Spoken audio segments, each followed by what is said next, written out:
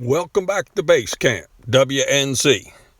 Well, I just completed this video of a homeowner's build, so I figured I'd shoot this video. I filmed one on basically hooking it up.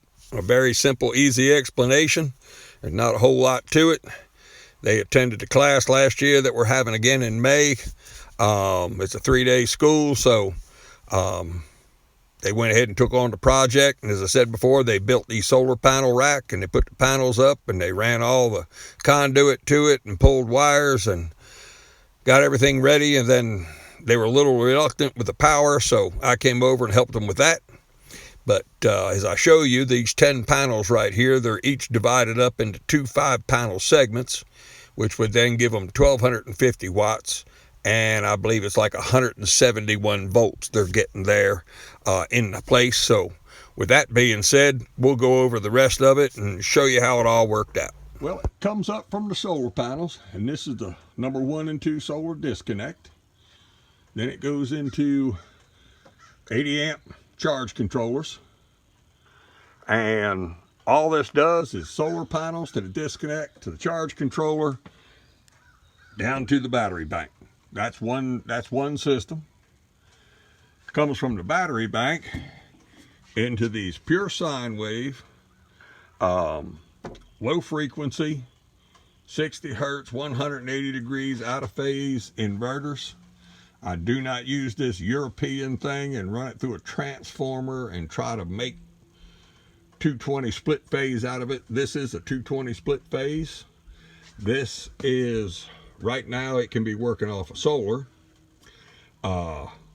When the solar goes down, of course, it runs off battery. If the batteries get down too low, it automatically switches to the grid panels here and recharges the batteries. Okay, we go from the solar panels, and these are the 2 positive wires coming in, 2 negative wires going out. 1 pair coming from the solar panels, 1 pair going to the charge controller, and we just have the bar that plugs in for it. And we'll trace these 2 wires over here to the charge controller, and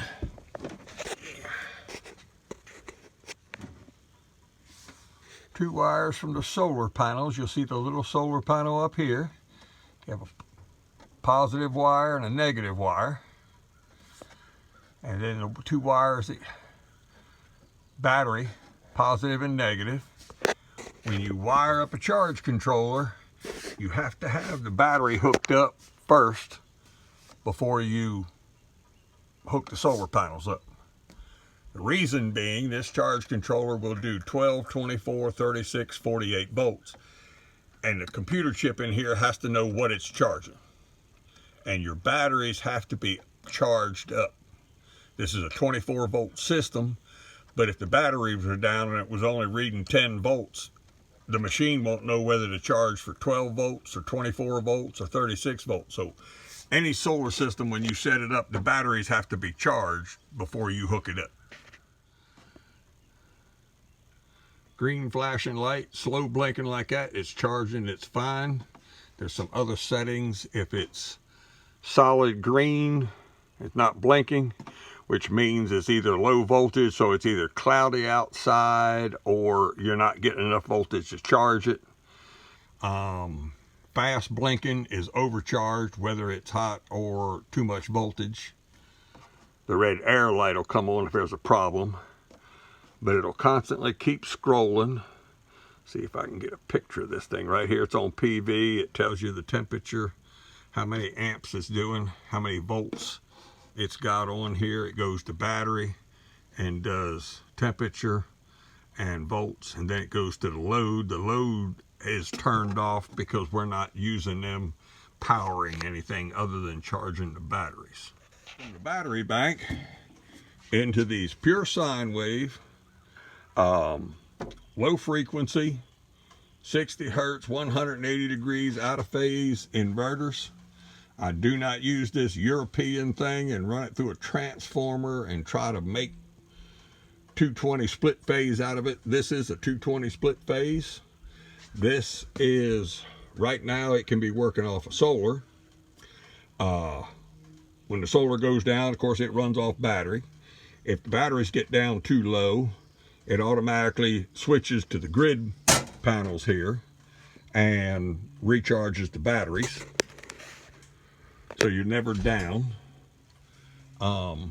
We have pulled from the house 2 necessary needs box. One will have a extra well pump in here, a 220. One will have a mini split, and everything's in redundancy, so they have 2 of them. But what I've done is we have 2 50-amp plugs here for solar, 2 50-amp plugs here for grid. Probably in the future have a plug here for a generator outside. So if they want to be on solar, they can unplug from here, put them in the solar thing, and run off of solar. If they go away for a while and nobody's here to take care of the place or whatnot, they can unplug, just put it in the grid, and that's it. These, of course, work off battery power. They're also fed from the grid to maintain it. They have what they call a dry contact generator start, so if your batteries go down too low, if this is used in an off-grid situation, if the batteries go down too low, it'll automatically crank the generator up. Now, you do need a remote start inverter type generator for that system. Or you can just go out when the batteries go down too low and everything shuts down, go out, crank your generator up and plug it in. And it'll run then from the generator to charge the batteries first as a priority. Everything else left would then go into the 2 necessary needs box for the house. But it's a pretty redundant system. They've got 2 units, so we ain't going into why everything else is there, but between that and the solar panels, these are 5 kW units, so there's 10,000 kilowatts of power here total when everything's done. They'll keep expanding the battery bank, keep adding to it at some point in time, and maybe the solar panels. But that's about it. The next system, it comes from the batteries to the inverter, which is positive and negative right here.